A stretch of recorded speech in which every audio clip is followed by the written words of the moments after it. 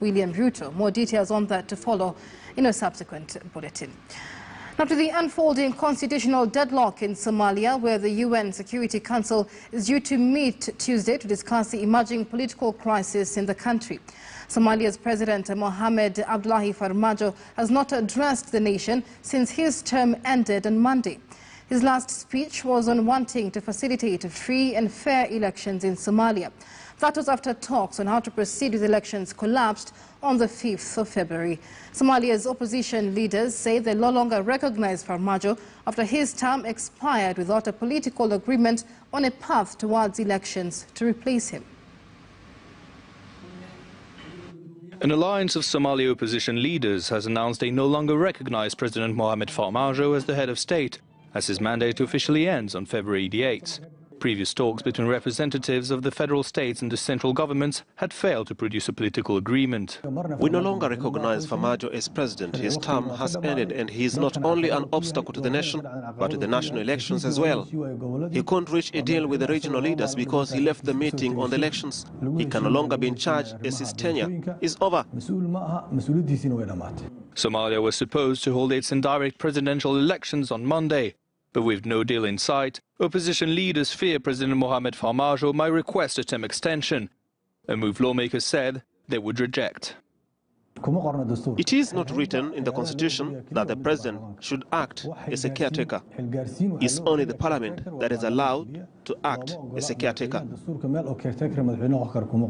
The opposition alliance suggested the creation of a council of lawmakers that could elect transitional leaders to govern until elections can take place. Many fear that the political tensions rising from this deadlock might further reinforce the Al-Shabaab insurrection that has intensified its attacks in the last year. We'll now link up with our Wajir-based correspondent Ahmed Hussein, who has been following up on the Somalia elections. He joins us live from our city centre studios. Fahad, we know that talks held to try and reach a political settlement failed last Friday.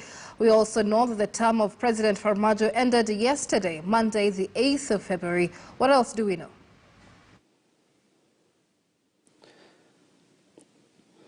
Well, Michelle, the unfolding story in the Horn of Africa, that is Somalia, does not end. It continues.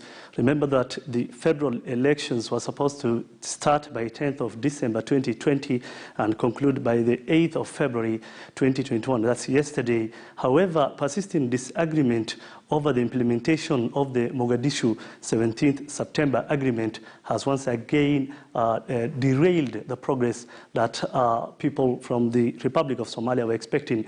Remember that the Jubaland and Puntland administration, as well as the union of the opposition of the presidential candidates, were the ones who have called, or rather said, they have concerns over 3 issues.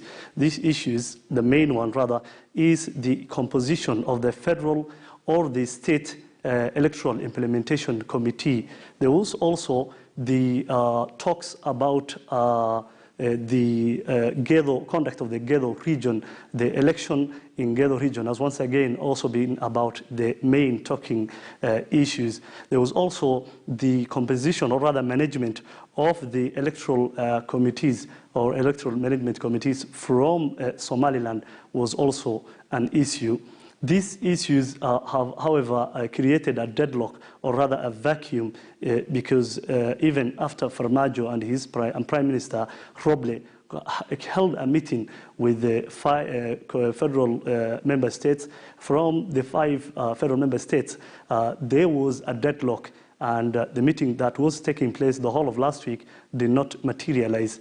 Instead, there was an impasse. Once again, Farmajo on his part on Saturday, while addressing the House, the lower house of the parliament, said that there has been an interferences from regional or from local, from neighboring countries, as well as the Gulf region. He didn't specifically state the states. However, he just mentioned and said that those interferences have been a stumbling block.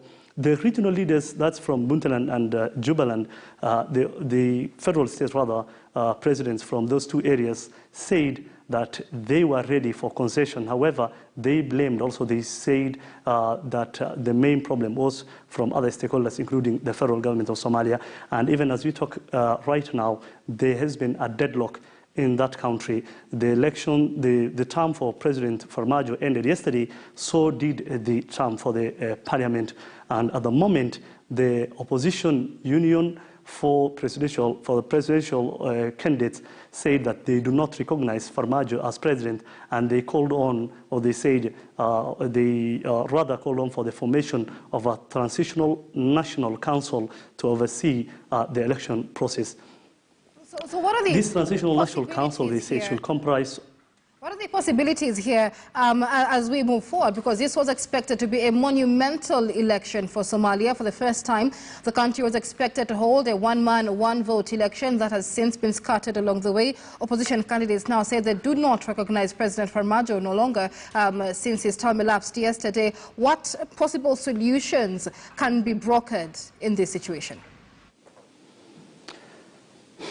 Well, the solutions that at the moment, there's no comprehensive solution at the moment in which all parties have agreed. All parties are at loggerheads. The union for the presidential candidates, opposition presidential candidates rather, say that they called on for the formation of a transitional national council comprising of the speakers from both houses, the federal member states, representative from the opposition presidential team, as well as the civil society. They're saying that since now they don't recognize Farmajo as president, they say that he doesn't need to mingle around the election process, and they say that this transitional council should be able to map the way forward and try to look at the electoral election management committees that the opposition candidates are refusing. They're saying that the election management committees that was set up has pro-Farmajo individuals, and so they're not happy with it.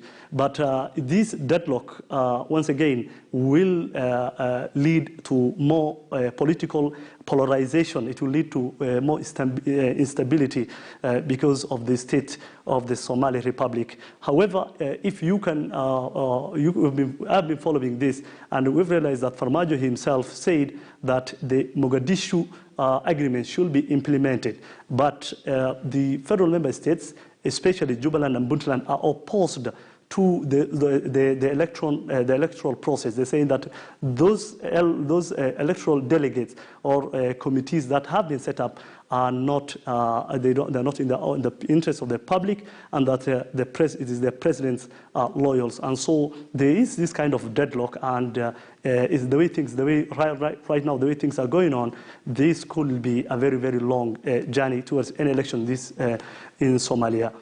All right, that is Ahmad Hussein. He is our Jew-based correspondent with more details on the Somalia polls deadlock as presidential candidates there and opposition parties fail to reach a stalemate.